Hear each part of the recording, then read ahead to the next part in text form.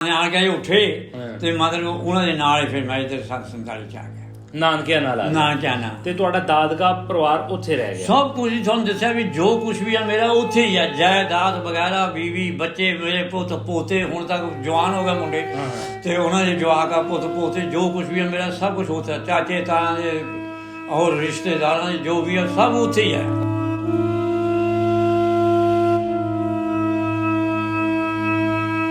ਅਸੀਂ ਮਾਸ਼ਾਅੱਲਾ 9 ਭਾਈ ਆ। ਅੱਛਾ। ਭੈਣ ਸਾਡੀ ਕੋਈ ਨਹੀਂ। ਉੱਥੇ ਜਾ ਕੇ ਬਕਾਇਆ ਜਿਹੜੇ ਨਾ ਮੇਰੇ ਤੋਂ ਛੋਟੇ 8 ਉਹ ਫਿਰ ਆਪਣੇ ਉਹ ਘਰ ਜਾ ਕੇ ਨਾ ਪੈਦਾ ਹੋਏ। ਚਾਹੇ ਇੰਡੀਆ ਨੂੰ ਦੁਨੀਆ ਲੱਖ ਬੁਰਾ ਕਹੀ ਜਾਵੇ, ਮੈਂ ਨਹੀਂ ਬੁਰਾ ਕਹੂੰਗਾ ਕਿਉਂਕਿ ਮੈਂ ਆਪਣੇ ਪੰਜਾਬ 'ਚ ਰਿਹਾ। ਇੱਥੇ ਰਿਆਸਤ ਮਲੇਰਕੋਟਲੇ 'ਚ ਇੱਥੇ ਉਹ ਬੜੀ ਦੁਨੀਆ ਖੁਸ਼ਹਾਲ ਦੇਖੀ ਹੈ। ਕਿੰਨੇ ਬੱਚੇ ਨੇ ਤੁਹਾਡੇ? ਮੇਰੇ ਬੱਚੇ ਜੀ 2 ਆ। ਦੋਵੇਂ ਉੱਥੇ? ਦੋਵੇਂ ਉੱਥੇ। ਬੱਗਾ ਜੀ ਇੱਕ ਦਾ ਨਾਮ ਬੱਗਾ, ਇੱਕ ਦਾ ਨਾਮ ਹੈਗਾ ਨਸਾਰ। ਉਹਨਾਂ ਦੇ ਹੌਸਲੇ ਨੂੰ ਵੀ ਸਾਡਾ ਸਲਾਮ ਹੈ। ਔਰ ਬਾਪੂ ਜਿੰਦਾ ਹੋਵੇ ਔਰ ਬਾਰਡਰੋਂ ਪਾਰ ਹੋਵੇ, ਕੀ ਬੀਤਦੀ ਹੋਣੀ ਉਹਨਾਂ ਦੇ ਦਿਲਾਂ ਤੇ ਉਹ ਤਰਸਦੇ ਨਹੀਂ ਹੈਗੇ? ਤੁਸੀਂ ਨਹੀਂ ਤਰਸਦੇ? ਕਿੱਡਾ ਦਾ ਦਿਲ ਹੈ ਤੁਹਾਡਾ। ਬੱਚਿਆਂ ਨੇ ਨਹੀਂ ਕਿਹਾ ਕਿ ਹੁਣ ਆ ਜਾਓ ਸਾਡੇ ਕੋਲ ਰਹੋ, ਜਾਂ ਗੁੱਡੀ ਨੇ? ਨਾ ਜੀ, ਉਹ ਕਹਿੰਦੇ ਆ ਬੱਚੇ, ਲੇਕਿਨ ਹੁਣ ਗਵਰਨਮੈਂਟ ਦੀ ਤਰਫੋਂ ਨਹੀਂ ਨਾ ਰਿਹਾ ਜਾਂਦਾ। ਗਵਰਨਮੈਂਟ ਜੋ ਵੀਜ਼ਾ 1 ਮਹੀਨਾ ਦਿੰਦੀ ਆ। ਪੱਕੇ ਹੋਣ ਦੀ ਬਹੁਤ ਕੋਸ਼ਿਸ਼ ਕੀਤੀ ਭਾਈ ਸਾਹਿਬ ਨੇ। ਆਪਣੇ ਹਾਈ ਕਮਿਸ਼ਨਰ ਦਿੱਲੀ ਉੱਥੇ ਵੀ ਮੈਂ ਦਰਖਾਸਤਾਂ ਦਿੱਤੀਆਂ। ਅੱਛਾ ਆਪਣੇ CID ਦੇ ਵਿੱਚ ਵੀ ਮੈਂ ਦਰਖਾਸਤਾਂ ਦਿੱਤੀਆਂ। ਘਰ ਵਾਲੇ ਨਾਲ ਫੋਨ ਤੇ ਕੋਈ ਗੱਲਬਾਤ ਹੁੰਦੀ? ਉਹਨੂੰ ਤਾਂ ਜੀ 2 ਸਾਲ ਹੋ ਗਏ ਗੁਜ਼ਰ ਗਈ। ਬਾਪ ਵੀ ਗੁਜ਼ਰ ਗਿਆ, ਉਹ ਵੀ ਗੁਜ਼ਰ ਗਈ, ਮਾਂ ਵੀ ਮੇਰੀ ਜਿਹੜੀ ਅੰਮੀ ਸੀ ਉਹ ਵੀ ਗੁਜ਼ਰ ਗਈ। 5 ਭਾਈ ਤੁਹਾਡੇ ਗੁਜ਼ਰ ਗਏ? ਮਾਤਾ ਅੱਗੇ ਚਲੀ ਗਈ, ਘਰ ਵਾਲੀ ਵੀ ਚਲੀ ਗਈ। ਤਾਂ ਤੁਸੀਂ ਉਹਨਾਂ ਦੇ ਜਨਾਜ਼ੇ ਤੱਕ ਵਿੱਚ ਜਾ ਕੇ ਨਮਾਜ਼ ਨਹੀਂ ਪੜ੍ਹ ਸਕੇ? ਨਾ ਜੀ, ਜਨਾਜ਼ਾ ਤਾਂ ਇੱਕ ਪਾਸੇ ਰਹਿ ਗਿਆ ਕਿ ਉਹਨਾਂ ਦੀ ਖਬਰ ਨਹੀਂ, ਮਤਲਬ ਇਸ ਮੰਜੀ ਨੂੰ ਛਾਵੇਂ ਕਰ ਦਈਏ ਜਾਂ ਧੁੱਪੇ ਕਰ ਦਈਏ, ਪਾਣੀ ਪੀਣਾ ਕਿ ਪਤਾ ਕੀ ਚੀਜ਼ ਲੈਣੀ ਆ, ਇਹ ਇੰਨਾ ਹੁਕਮ ਜੀ। ਤੇ ਮਤਲਬ ਕਦੀ ਤੁਸੀਂ ਆਪਣੇ ਰੱਬ ਦੇ ਅੱਗੇ ਜਦੋਂ ਨਮਾਜ਼ ਪੜ੍ਹਦੇ ਹੋ ਕਦੀ ਗਿਲਾ ਨਹੀਂ ਆਇਆ ਦਿਲ 'ਚ, ਯਾਰ ਮੈਂ ਕਿੱਥੇ ਫਸ ਗਿਆ? 47 ਨੇ ਮੇਰੇ ਨਾਲ ਕੀ ਕਰਤਾ? ਨਾ ਮੇਰੇ ਦਿਲ 'ਚ ਗਿਲਾ ਨਹੀਂ ਆਇਆ। ਮੈਂ ਤੁਹਾਨੂੰ ਦੱਸਿਆ ਨਾ, ਮੈਂ ਕੋਈ ਸਿਰਫ ਇਹੀ ਰੱਖਿਆ ਅੱਲਾ ਤੇਰੀ ਰਜ਼ਾ, ਤੇ ਇਵੇਂ ਲਿਖਿਆ ਸੀ ਇਵੇਂ ਮਨਜ਼ੂਰ ਸੀਗਾ।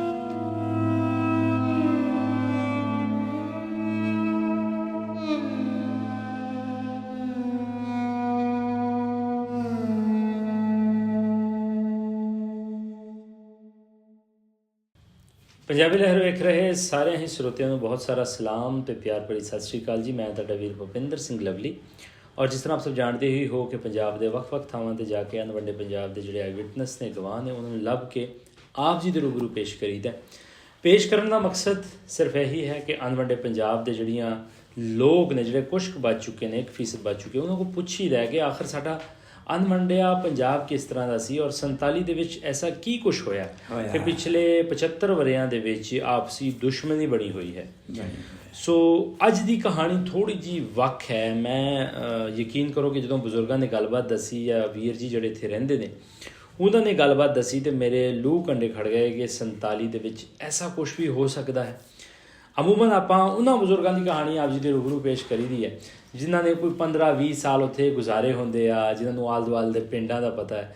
ਲੇਕਿਨ ਅੱਜ ਕੁਦਰਤ ਨੇ ਮੇਰੇ ਸਾਹਮਣੇ ਇੱਕ ਐਸੇ ਬਜ਼ੁਰਗ ਮੈਨੂੰ ਮਿਲਾਏ ਆ ਜਿਨ੍ਹਾਂ ਦੇ ਬਾਲ ਬੱਚੇ ਸਾਰੇ ਉੱਥੇ ਆ। ਔਰ ਭੈਣ ਭਾਈ, ਚਾਚੇ ਤਾਏ, ਹਰ ਕੋਨ ਭਾਈ ਜੀ ਜਾਨੀ ਮਿਸਾਲ ਇਹਨਾਂ ਦੱਸਦੇ ਵੀ ਆ ਕੋਨ ਭਾਈ ਉੱਥੇ ਇਹਨਾਂ ਦੱਸਦੇ ਨੇ। ਔਰ ਲੇਕਿਨ ਇਹ ਸਾਰੀਆਂ ਚੀਜ਼ਾਂ ਸਵਾਲਾਤ ਪੈਦਾ ਕਰਦੇ ਨੇ ਕਿ ਕਿਸ ਤਰ੍ਹਾਂ ਇਹਨਾਂ ਦੀ ਬੀਵੀ ਉੱਥੇ ਆ, ਇਹਨਾਂ ਦੇ ਬੱਚੇ ਹੁੰਦੇ ਆ, ਇਹਨਾਂ ਦੇ ਚਾਚੇ ਹੁੰਦੇ ਆ, ਤੇ ਬਾਬਾ ਜੀ ਇੱਥੇ ਕੀ ਕਰਨ ਦੇ। ਸੋ ਆਓ ਇਹਨਾਂ ਦੀ ਕਹਾਣੀ ਸੁਣਦੇ ਆ ਬਾਬਾ ਜੀ ਦੇ ਕੋਲੋਂ। ਬਾਬਾ ਜੀ ਕੀ ਹਾਲ ਚਾਲ ਹੈ? ਸ਼ੁਕਰ ਅਲਹਮਦੁਲਿਲਾ। ਤਬੀਅਤਾਂ ਸਿਹਤਾਂ? ਬਸ ਤਬੀਅਤਾਂ ਸਿਹਤਾਂ ਜੀ ਹੁਣ ਗੋਡਿਆਂ ਤੋਂ ਬੇਕਾਰ ਆ, ਹੁਣ ਤੁਰ ਫਿਰ ਨਹੀਂ ਹੁੰਦਾ, ਬਸ ਮੰਜੇ ਤੇ ਬੈਠਾ। ਨਾਂ ਕੀ ਤੁਹਾਡਾ? ਮੇਰਾ ਨਾਂ ਜੀ ਸਰਦਾਰ ਮੁਹੰਮਦ ਹੈ। ਸਰਦਾਰ ਮੁਹੰਮਦ, ਬਹੁਤ ਸੋਹਣਾ ਨਾਂ ਜੀ ਤੁਹਾਡਾ। ਤੁਹਾਡੇ ਵਾਲਿਦ ਮੁਹਤਰਮ ਦਾ? ਕਾਇਮ ਜੀ। ਦਾਦਾ ਜੀ ਦਾ ਨਾਮ ਚੇਤੇ? ਦਾਦਾ ਜੀ ਦਾ ਨਾਮ ਜੀ ਮੇਰੇ ਸ਼ਾਇਦ ਨਹੀਂ, ਬੱਚਾ ਸੀ ਨਹੀਂ ਜਾਣ, ਨਹੀਂ ਐਵੇਂ ਦੇਖੋ ਬਕਵਾਸ ਮਾਰਦਾ ਤੇ ਸਾਡੀ ਤਾਂ। ਅੱਛਾ ਬਜ਼ੁਰਗੋ, ਤੁਹਾਡਾ ਜਨਮ ਕਿੱਥੋਂ ਦਾ? ਮੇਰਾ ਜੀ ਜਨਮ ਹੈਗਾ ਆਪਣੇ ਨਾ ਲੁਧਿਆਣੇ ਦੇ ਕੋਲ ਸੀਗਾ, ਪਿੰਡ ਸੀ ਨੂਰ ਵਾਲਾ, ਉੱਥੇ ਦਾ ਜਨਮ ਆ। ਉੱਥੇ ਮੈਂ ਪੈਦਾ ਹੋਇਆ, ਉੱਥੇ ਦਾ ਮੇਰਾ ਜਨਮ ਆ। ਉੱਥੋਂ ਹੀ ਮੈਂ ਦੇ ਨਾਲ 47 ਚ ਆ ਗਿਆ। ਮਾਂ ਮੇਰੀ ਨੂੰ 6 ਮਹੀਨਿਆਂ ਬਾਅਦ ਆਰਾਮ ਆਇਆ, ਉਹ ਆਪਣੇ ਘਰ ਚਲੇ ਗਏ। ਅਸੀਂ ਮਾਸ਼ਾਅੱਲਾ 9 ਭਾਈ ਆ। ਅੱਛਾ। ਭੈਣ ਸਾਡੀ ਕੋਈ ਨਹੀਂ। ਉੱਥੇ ਜਾ ਕੇ ਬਕਾਇਆ ਜਿਹੜੇ ਨਾ ਮੇਰੇ ਤੋਂ ਛੋਟੇ 8 ਉਹ ਫਿਰ ਆਪਣੇ ਉਹ ਘਰ ਜਾ ਕੇ ਨਾ ਪੈਦਾ ਹੋਏ। ਅੱਛਾ। ਹਾਂ, ਤੇ ਮੈਂ ਫਿਰ ਇਹਨਾਂ ਦੇ ਕੋਲੇ ਰਿਹਾ। ਤੁਸੀਂ ਵੱਡੇ ਹੋ? ਹਾਂ, ਮੈਂ ਵੱਡਾ ਹਾਂ। ਅੱਛਾ। ਤੇ 4-5 ਗੁਜ਼ਰ ਗਏ, ਹੁਣ ਅਸੀਂ 4 ਰਹਿ ਗਏ। 3 ਉਧਰ ਆ, ਚੌਥਾ ਮੈਂ। ਤੁਸੀਂ ਪਾਕਿਸਤਾਨ 'ਚ ਕਿੱਦਾਂ ਹੋ, ਉਹ ਇੰਡੀਆ 'ਚ ਕਿੱਦਾਂ ਨੇ? ਹਾਂਜੀ, ਉਹ ਜੀ ਬੜੇ ਖੁਸ਼ਹਾਲ ਨੇ। ਅੱਛਾ। ਦੇਖੋ, ਚਾਹੇ ਇੰਡੀਆ ਨੂੰ ਦੁਨੀਆ ਲੱਖ ਬੁਰਾ ਕਹੀ ਜਾਵੇ, ਮੈਂ ਨਹੀਂ ਬੁਰਾ ਕਹੂੰਗਾ, ਕਿਉਂਕਿ ਮੈਂ ਆਪਣੇ ਪੰਜਾਬ 'ਚ ਰਿਹਾ, ਇੱਥੇ ਰਿਆਸਤ ਮਲੇਰਕੋਟਲੇ 'ਚ, ਇੱਥੇ ਉਹ ਬੜੀ ਦੁਨੀਆ ਖੁਸ਼ਹਾਲ ਦੇਖੀ ਹੈ। ਅੱਛਾ। ਹਾਂ।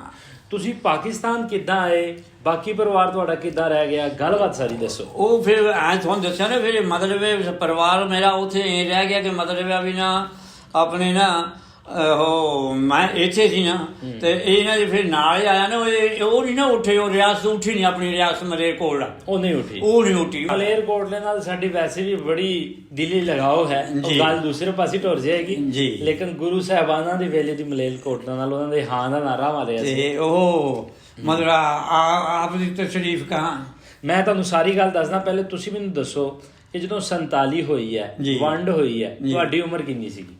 ਮੇਰੀ ਜੀ ਉਮਰ ਕੋਈ ਮੇਰਾ ਖਿਆਲ ਆਹੀ ਹੋਣੀ ਹੈ ਕਿ 6-7 ਸਾਲ ਦੀ। 6 ਦੇ ਜਦੋਂ ਵੰਡ ਹੋਈ? ਹਾਂ, ਜਦੋਂ ਵੰਡ ਹੋਈ ਹੈ। ਨਾਨਕਿਆਂ ਵਾਲੇ ਬੈਠੇ ਸੀ? ਹਾਂ, ਨਾਨਕਿਆਂ ਵਾਲੇ ਆਪਣੇ ਉੱਥੇ ਪਿੰਡ ਨੂਰ ਵਾਲੇ। ਅੱਛਾ। ਹਾਂ।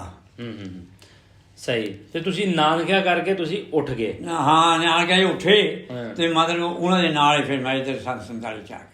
ਨਾਨਕਿਆਂ ਨਾਲ? ਨਾਨਕਿਆਂ ਨਾਲ। ਤੇ ਤੁਹਾਡਾ ਦਾਦਕਾ ਪਰਿਵਾਰ ਉੱਥੇ ਰਹਿ ਗਿਆ? ਸਭ ਕੁਝ ਤੁਹਾਨੂੰ ਦੱਸਿਆ ਵੀ ਜੋ ਕੁਝ ਵੀ ਆ ਮੇਰਾ ਉੱਥੇ ਹੀ ਆ, ਜਾਇਦਾਦ ਵਗੈਰਾ, ਬੀਵੀ, ਬੱਚੇ, ਮੇਰੇ ਪੁੱਤ ਪੋਤੇ, ਹੁਣ ਤੱਕ ਜਵਾਨ ਹੋ ਗਏ ਮੁੰਡੇ, ਤੇ ਉਹਨਾਂ ਦੇ ਜਵਾਕ ਆ, ਪੁੱਤ ਪੋਤੇ, ਜੋ ਕੁਝ ਵੀ ਆ ਮੇਰਾ ਸਭ ਕੁਝ ਉੱਥੇ, ਚਾਚੇ ਤਾਇਆਂ ਦੇ ਹੋਰ ਰਿਸ਼ਤੇਦਾਰਾਂ ਦੇ ਜੋ ਵੀ ਆ ਸਭ ਉੱਥੇ ਹੀ ਆ। ਉੱਥੇ ਹੀ? ਇਹ ਸਿਰਫ ਇੱਕ ਘਰ ਮੇਰਾ ਇੱਥੇ ਨਾਨਕਿਆਂ ਦਾ। ਇੱਥੇ ਨਾਨਕਿਆਂ ਦਾ ਮਾਸੀ ਸੀ ਮੇਰੀ ਨਾਨੀ ਸੀਗੀ, ਇਹ ਸੀ ਦੋਏ। ਤੁਹਾਡਾ ਦਾਦਕਾ ਪਿੰਡ ਕਿਹੜਾ ਹੈ? ਉੱਥੇ ਦਾਦਕਾ ਪਿੰਡ ਤੁਹਾਡਾ ਕਿਹੜਾ ਹੈ ਜਿੱਥੇ ਤੁਹਾਡੇ ਭਾਈ ਨੇ? ਜਿੱਥੇ ਹਾਂ, ਉਹ ਤੁਹਾਨੂੰ ਦੱਸਿਆ ਵੀ ਸ਼ਹਿਰ ਆਪਣੇ ਰਿਆਸਤ ਦਾ ਸ਼ਹਿਰ ਬੜਾ ਬੜਾ ਵਾ, ਰਿਆਸਤ ਮਲੇਰਕੋਟਲਾ। ਅੱਛਾ। ਹਾਂ, ਪਰ ਆਪਣੇ ਨਾਲ ਲੱਗਦਾ ਜਿਹੜਾ ਤੁਸੀਂ ਜਾਣ ਖਿਆਲ ਹੋਊ ਜਾਂ ਤੁਹਾਡੇ ਜੇਨ ਚ ਹੋਊ, ਜ਼ਿਲ੍ਹਾ ਸੰਗਰੂਰ ਆ। ਜ਼ਿਲ੍ਹਾ ਸੰਗਰੂਰ? ਜ਼ਿਲ੍ਹਾ ਸੰਗਰੂਰ। ਤੇ ਤੁਹਾਡਾ ਜਿਹੜਾ ਜਿੱਥੇ ਤੁਹਾਡਾ ਨਾਨਕਾ ਸੀ, ਜਿੱਥੋਂ ਤੁਸੀਂ ਉੱਠ ਕੇ ਆ ਗਏ ਸੀ, ਉਹ ਕਿਹੜਾ ਪਿੰਡ ਸੀ ਤੁਹਾਡਾ? ਉਹ ਪਿੰਡ ਕੋਈ ਨਹੀਂ ਜੀ, ਮਹੱਲਾ ਹੀ ਬਹੁਤ ਆ, ਮਹੱਲਾ ਮਲੇਰ। ਹਾਂ, ਆਪਣੇ ਉਹ ਖਾਨਗਾਹ ਹੈਗੀ ਆ ਬਾਬੇ ਹਜ਼ਰਤ ਸ਼ੇਖ ਜੀ ਕੋਲੇ। ਆਪਣੇ ਤੁਹਾਡੇ ਲੋਕ ਤਾਂ ਬੇਸਾਖ ਦੁਨੀਆ ਮੈਂ ਨਾ ਮੰਨਦੀ ਆ, ਕੋਈ ਸਾਫ ਨਹੀਂ। ਤੇ ਇਹ ਦਰਿਆਵਤ ਹੁੰਦਾ ਕਿ ਸਾਰੀ ਪੰਜਾਬ ਹੀ ਨਾ ਮਤਲਬ ਪਾਕ ਹਿੰਦੁਸਤਾਨ ਇੱਥੇ ਇਕੱਠਾ ਹੋਇਆ ਹੈ। ਅੱਛਾ। ਹਾਂ, ਇਤਨੀ ਦੁਨੀਆ ਹੁੰਦੀ ਆ, ਕੋਈ ਸਰ ਨਹੀਂ। ਤੇ ਬਾਅਦ ਦੇ ਵਿੱਚ ਤੁਸੀਂ ਲੋਕਾਂ ਨੇ ਉਹ ਖਾਨਗਾਹ ਵੀ ਹੁਣ ਇਹ ਜੀ ਬਣਾਈ ਹੈ ਕਿ ਆਦਮੀ ਦੇਖੀ ਜਾਵੇ। ਜਦੋਂ ਪਹਿਲਾਂ ਮੇਰੇ ਦੇਖਣ ਸੀ ਉਦੋਂ ਐਸੀ ਵੈਸੀ ਸੀ, ਤੇ ਹੁਣ ਤਾਂ ਕੋਈ ਦੇਖਣ ਦੇ ਕਾਬਲ ਹੈ ਖਾਨਗਾਹ। ਦੇਖੋ ਜੀ, ਕੁਦਰਤ ਦੀ ਕਰਨੀ। ਹਾਂ ਜੀ, ਕੁਦਰਤ ਦੀ। ਹਾਂ, ਕਿ ਬਜ਼ੁਰਗ 6-7 ਸਾਲਾਂ ਦੇ ਸੀਗੇ ਤੇ ਇਹ ਨਾਨਕਿਆਂ ਲੈ ਆਏ ਸੀ ਤੇ ਉਜਾੜਾ ਹੋ ਗਿਆ। ਨਾਨਕਿਆਂ ਦੇ ਨਾਲ ਬਜ਼ੁਰਗਾਂ ਨੂੰ ਇੱਥੇ ਆਣਾ ਪਿਆ। ਚਲੋ, ਇੱਥੇ ਤੱਕ ਤੇ ਗੱਲ ਦੀ ਸਮਝ ਆ ਗਈ, ਠੀਕ ਹੈ। ਤੁਹਾਡਾ ਵਿਆਹ ਉੱਥੇ ਕਿਸ ਤਰ੍ਹਾਂ ਹੋ ਗਿਆ? ਵਿਆਹ ਜੀ ਮੈਂ ਤੁਹਾਨੂੰ ਦੱਸਿਆ ਵੀ ਮੈਂ ਉੱਥੇ ਮੰਗਿਆ ਸੀ ਆਪਣੇ ਤਾਏ ਦੇ। ਅੱਛਾ, ਤਾਏ ਦੇ। ਮੇਰੇ ਹੁਣ ਦਾਦੇ ਦਾ ਨਾਂ ਯਾਦ ਨਹੀਂ। ਹੁਣ ਮੇਰੇ ਦਾਦੇ ਨੇ ਨਾ ਇੱਕ ਦੂਏ ਨੂੰ, ਜਿਵੇਂ ਆਪਾਂ ਨੂੰ ਕਹਿ ਦਈਏ, ਇਸ ਨੇ ਇੱਕ ਦੂਏ ਨੂੰ ਕਿਹਾ ਹੋਇਆ ਸੀ ਵਿਆਹ ਮੁੰਡਾ ਭਾਈ ਤੇਰੇ ਵਿਆਹਣਾ ਵਾ, ਕੁੜੀ ਤੋਂ ਇਹਨੂੰ ਦੇਣੀ ਆ। ਅੱਛਾ। ਆਪਣੇ ਦੂਏ ਭਾਈ ਨੂੰ, ਮਿਸਾਲ ਮੇਰੇ ਬਾਪ ਨੂੰ। ਉਹ ਆਹ ਵਾਲਾ ਸੀਗਾ, ਤਾਂ ਫਿਰ ਇਸ ਆਸੇ ਜਾ ਕੇ ਫਿਰ ਮੈਂ ਉੱਥੇ ਨਾ ਵਿਆਹ ਕਰਾਇਆ। ਕਿਹੜੇ ਸੰਨ 'ਚ ਵਿਆਹ ਕਰਾਇਆ? ਇਹ ਨਹੀਂ ਜੀ ਮੈਨੂੰ ਹੁਣ ਯਾਦ ਨਹੀਂ ਹੁਣ ਨਾ ਮੈਂ ਕਹਿ ਦਵਾਂ ਵੰਡ ਤੋਂ ਕਿੰਨੇ ਮੇਰਾ ਮਨ ਹੈ ਜੀ। ਵੰਡ ਤੋਂ ਕਿੰਨੇ ਸਾਲਾਂ ਬਾਅਦ ਜਾ ਕੇ ਵਿਆਹ ਕਰਾਇਆ ਸੀ? ਵੰਡ ਤੋਂ ਹਾਂ, ਇਹ ਤਾਂ ਹੋ ਸਕਦਾ। ਵੰਡ ਤੋਂ ਮੈਂ ਕੋਈ ਨਹੀਂ 10-12 ਸਾਲ ਜਾ ਕੇ ਬਾਅਦ ਚ ਵਿਆਹ ਕਰਾਇਆ। ਫਿਰ ਕਿੰਨਾ ਚਿਰ ਉੱਥੇ ਰਹੇ? ਉੱਥੇ ਜੀ ਬਸ ਆਹੀ ਜਿਹੜੇ ਗਵਰਨਮੈਂਟ ਉਦੋਂ ਹੁੰਦਾ ਸੀਗਾ, ਇਹ ਵੀ ਤੁਹਾਨੂੰ ਸਮਝਾ ਦਿੰਦਾ। ਉਦੋਂ ਪਾਸਪੋਰਟ ਉਦੋਂ ਹੁੰਦਾ ਸੀ ਵੀਜ਼ਾ। ਵੀਜ਼ੇ ਦਾ ਮਤਲਬ ਇਹ ਸੀਗਾ ਵੀ ਸਾਲ ਵਿੱਚ ਦੀ ਇੱਕ ਦਫਾ ਉਹਨਾਂ ਨੇ ਆਪਣੇ ਨਾ ਇੱਥੋਂ ਵੀਜ਼ਾ ਦੇਣਾ। ਹੁਣ ਤਾਂ ਇਹਨਾਂ ਨੇ, ਮੈਂ ਤੁਹਾਨੂੰ ਦੱਸਦਾ, ਮੇਰਾ ਜਿਹਨੇ ਵੀ ਹੋ ਜਾ ਨਹੀਂ ਕੰਮ ਕਰਦਾ, ਇੱਥੇ ਇਹਨਾਂ ਨੇ ਕਿਰਾਏ ਤੇ ਲਈ ਹੁੰਦੀ ਸੀ ਕੋਠੀ, ਆਪਣੇ ਇੰਡੀਆ ਵਾਲਿਆਂ ਨੇ, ਐਮਬੈਸੀ ਵਾਲਿਆਂ ਨੇ। ਅੱਛਾ, ਹੁਣ ਤਾਂ ਐਮਬੈਸੀ ਇਹਨਾਂ ਨੇ ਇਸਲਾਮਾਬਾਦ ਬਣਾਈ ਆ, ਕਿਤੇ ਦੇਖਣ ਦੇ ਕਾਬਲ ਆ। ਹਾਂ, ਉਹ ਜੀ ਇਹ ਵੀਜ਼ਾ ਦਿੰਦੇ ਸੀਗੇ ਇਹ ਸਾਲ ਇੱਕ ਜਾਨੀ ਸਾਲ ਪਿੱਛੋਂ ਇੱਕ ਦਫਾ।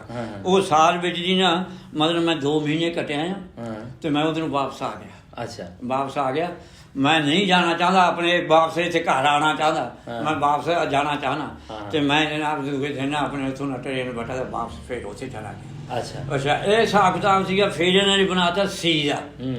ਸੀਜ਼ੇ ਦਾ ਮਤਲਬ ਇਹ ਆ ਵੀ ਹੁਣ ਸਾਲ ਵਿੱਚ ਜੀ ਇੱਕ ਵੀਜ਼ਾ ਦਿੰਦੇ ਆ, ਤੇ ਬਾਕੀ ਨਾ 3 ਮਹੀਨਿਆਂ ਦੀ ਨਾ ਇਹ ਡੇਟ ਦਿੰਦੇ ਆ, 2 ਮਹੀਨੇ ਦੀ ਤੋਬਾ ਇਸਤਗਫਾਰ, ਮਹੀਨੇ ਦੀ ਇੱਕ ਡੇਟ ਜਾਂਦੀ ਆ ਰਹਿਣ ਵਾਸਤੇ ਬਸ, ਫਿਰ ਮੁੜ ਕੇ ਸਾਲ ਕੋਈ ਨਹੀਂ। ਤੁਸੀਂ ਫਿਰ ਕਿੰਨੀ ਦਫਾ ਉੱਥੇ ਗਏ? ਬਹੁਤ ਦਫਾ ਜੀ, ਤਾਂ ਤੁਸੀਂ ਗੱਲ ਛੱਡਦੇ, ਬਹੁਤ ਦਫਾ ਗਏ ਆ। ਛੋਟੇ ਹੁੰਦੇ ਫਿਰ ਮਤਲਬ ਨਾ ਮੇਰੇ ਮੇਰੇ ਮਾਮੇ ਨਾਨੀ ਮੇਰੀ, ਕੋਈ ਮੈਂ 10-11 ਸਾਲਾਂ ਦਾ 12 ਦਾ ਹੋਊਗਾ ਬਾਅਦ ਦੇ ਵਿੱਚ, ਉਦੋਂ ਹੀ ਫਿਰ ਇਹ ਜਾਣ ਆਉਣ ਲੱਗ ਗਏ ਸੀ। ਜਾਣ ਆਉਣ ਲੱਗ ਗਏ? ਹਾਂਜੀ ਹਾਂਜੀ। ਫਿਰ ਤੁਹਾਡਾ ਉੱਥੇ ਵਿਆਹ ਹੋਇਆ? ਹਾਂ, ਵਿਆਹ। ਕਿੰਨਾ ਚਿਰ ਬਾਅਦ ਬੱਚੇ ਹੋਏ ਤੁਹਾਡੇ? ਹਾਂਜੀ। ਕਿੰਨੇ ਬੱਚੇ ਨੇ ਤੁਹਾਡੇ? ਮੇਰੇ ਬੱਚੇ ਜੀ 2 ਹੈ। ਦੋਵੇਂ ਉੱਥੇ? ਦੋਵੇਂ ਉੱਥੇ। ਦੋਵੇਂ ਪੁੱਤਰ ਨੇ? ਦੋਵੇਂ ਪੁੱਤਰ ਨੇ ਮਾਸ਼ਾਅੱਲਾ। ਲੜਕੀ ਕੋਈ ਨਹੀਂ ਤੇ ਦੋਵੇਂ ਪੁੱਤਰ ਨੇ, ਗਾਹਾਂ ਅੱਲਾ ਦੀ ਰਹਿਮਤ ਆ, ਪੁੱਤ ਪੋਤੇ ਆ।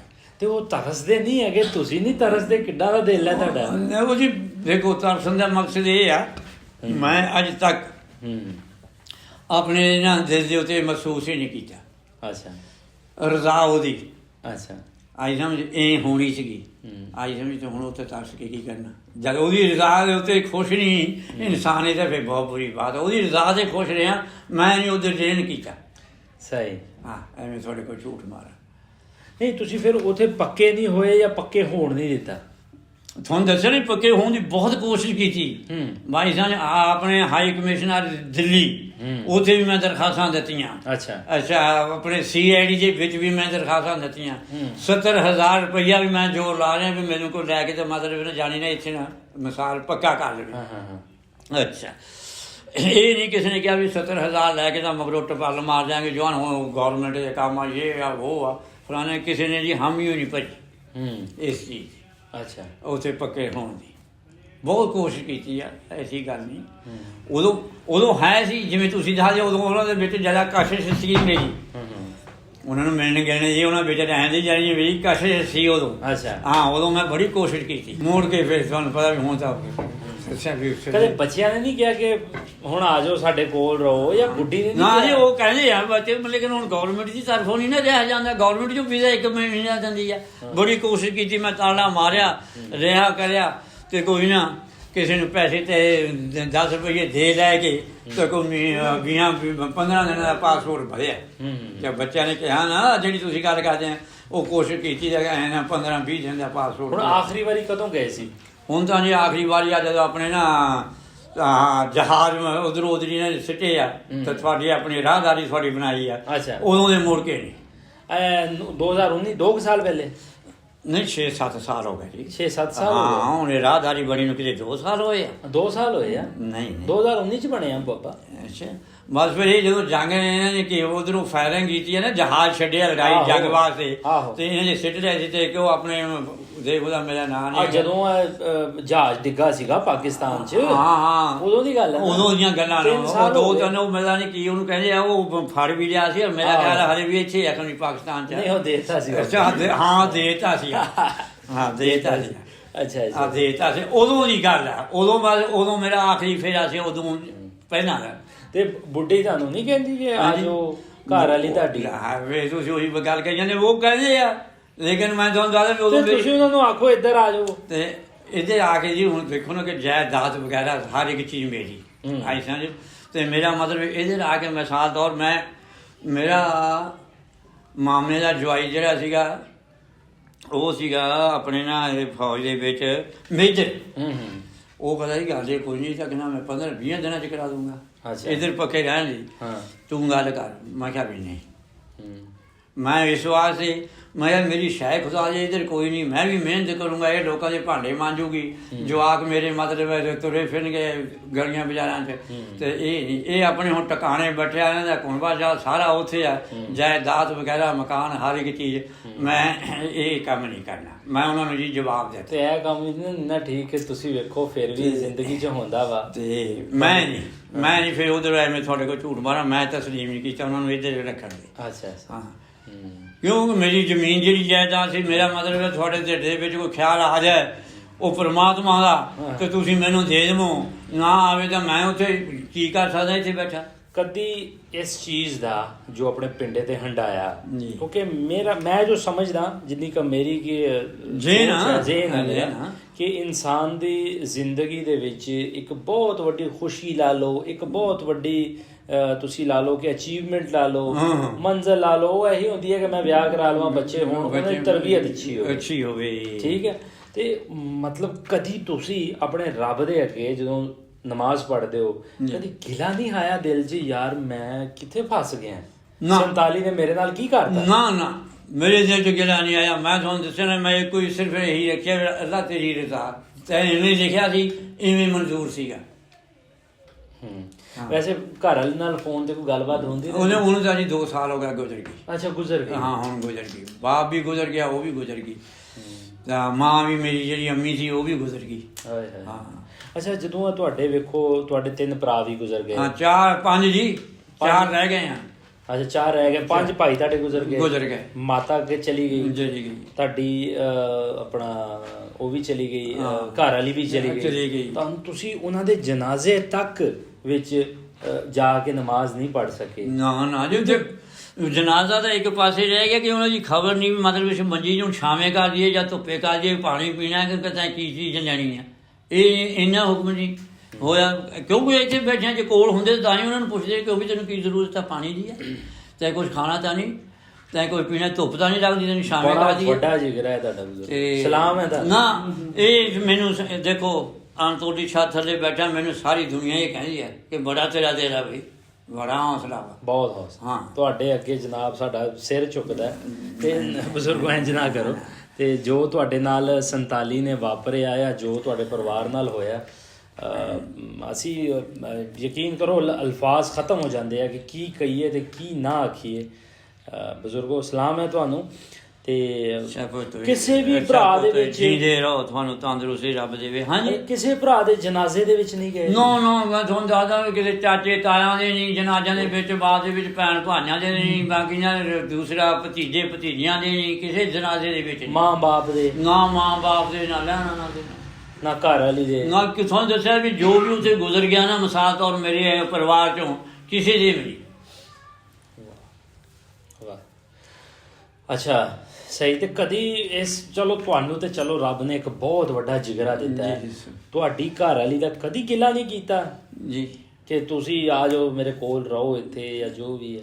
ਉਹ ਤੁਹਾਨੂੰ ਦੱਸਿਆ ਜੀ, ਉਹ ਕਹਿੰਦੇ ਸੀ ਕਿ ਮੇਰੇ ਭਾਈ ਵੀ ਕਹਿੰਦੇ ਸੀ, ਉਹਨਾਂ ਨੇ ਵੀ ਕੋਸ਼ਿਸ਼ਾਂ ਕੀਤੀਆਂ, ਇਹ ਨਹੀਂ ਮੈਂ ਇਕੱਲਾ ਹੀ ਸੀ, ਲੇਕਿਨ ਮੈਂ ਹੋਰ ਭਾਈ ਰਿਸ਼ਤੇਦਾਰਾਂ ਨੇ ਵੀ ਕੋਸ਼ਿਸ਼ਾਂ ਕੀਤੀਆਂ, ਲੇਕਿਨ ਨਹੀਂ ਗੌਰਮੈਂਟ ਨੇ ਤਸਲੀਮ ਨਹੀਂ ਕੀਤਾ। ਗੌਰਮੈਂਟ ਨੇ ਤਸਲੀਮ ਨਹੀਂ ਕੀਤਾ। ਕੋਈ ਤੁਹਾਨੂੰ ਦੱਸਿਆ ਨਾ ਪਹਿਲਾਂ ਵੀ, ਉਹ ਕਹਿੰਦੇ ਕਿ ਤੂੰ ਸ਼ਹਿਰੀ ਪਾਕਿਸਤਾਨੀ ਹੈ, ਉਹ ਤਸਲੀਮ ਨਹੀਂ ਕੀਤਾ।